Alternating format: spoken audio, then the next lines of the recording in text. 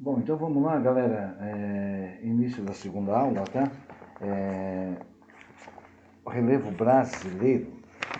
Então, vamos lá ver o que traz aí na apostila de vocês de relevo brasileiro. Eu já mencionei para vocês que o relevo apresenta diferentes formações, né? Que são consequências, formações essas que são consequências das ações dos agentes endógenos e exógenos. Quanto ao relevo brasileiro, ele tem a formação antiga e ele resulta aí principalmente do que nós chamamos de sucessão de ciclos climáticos e também da ação das forças internas da Terra, como a movimentação das placas tectônicas, as falhas e os vulcanismos. Existem diferentes classificações do relevo brasileiro. Cada uma delas obedece um critério. Né? Entre os critérios, né, mais conhecidos, eles foram realizados em 1940 pelo professor Haroldo Azevedo, que ele utilizou como critério o nível altimétrico. Né? Então, na década de 50, teve outro professor, Aziz Abissaber, ele apresentou uma nova classificação, e essa nova classificação ela baseava-se aí no processo de erosão e sedimentação. A mais recente classificação do relevo brasileiro é de 1995, né? Elaborada pelo professor também do Departamento de Geografia da USP, né? Jurandir Ross. Então, seu trabalho tem como referência o projeto chamado Radam Brasil, que foi feito um levantamento realizado no território brasileiro durante a década de 70 até a década de 85. Né? E tinha um equipamento espacial instalado no radar, de radar instalado no avião, e que dava mais riquezas de detalhe. Então, Jurandir Ross ele considera aí 28 unidades de relevo, divididas aí em planalto, planícies e depressões. Na apostila de vocês, ela traz aí a classificação, né, do Haroldo de Azevedo de 40, Aziz Nassib Saber de 50 e a última aí, o de Ross, na década de 80. Então a primeira, o altimétrico, o segundo, altimétrico e o processo de formação.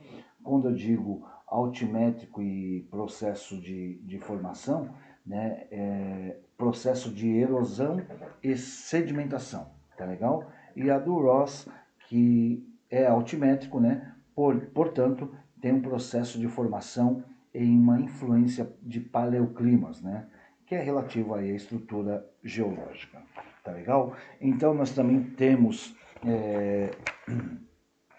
alguns exercícios aí, né, de relevo, mas antes de nós começarmos a fazer esses exercícios, vamos colocar aí aonde se encontra com maior frequência determinado tipo de relevo. Então, assim, são formas de relevos planaltos, eu falei para vocês, que são as planícies mais elevadas, né? Com altitudes aí superiores a 300 metros, e elas vão ser encontradas em qualquer tipo de estrutura geológica. Então, assim, nas bacias sedimentares, os planaltos eles vão se caracterizar pela formação de escarpas, né, em áreas de fronteiras com as depressões. Então, formam também os planaltos o que nós chamamos de chapadas. O que são chapadas? Extensas superfícies planas, né, de grande altitude. Com 2.900 e pouco aí, nós temos o Pico da Neblina, que é o ponto mais alto do relevo brasileiro. Então, quando nós falamos de Planalto, o Pico da Neblina, né, ao contrário de que muita gente acha que é o Pico das Bandeiras, não. O Pico da Neblina é o ponto mais alto do relevo brasileiro. Já no que diz respeito à depressões são áreas mais baixas, né, em consequência do seu processo erosivo, e vão se formar entre as bacias sedimentares e os escudos cristalinos, como eu já mencionei. Algumas depressões localizadas às margens de bacias sedimentares são chamadas de depressões marginais ou periféricas. Então, quando elas se encontram perto de bacias sedimentares, elas recebem esse nome, marginais ou periféricas. Elas também vão estar presentes em grande número no território brasileiro e são de variados tipos, né?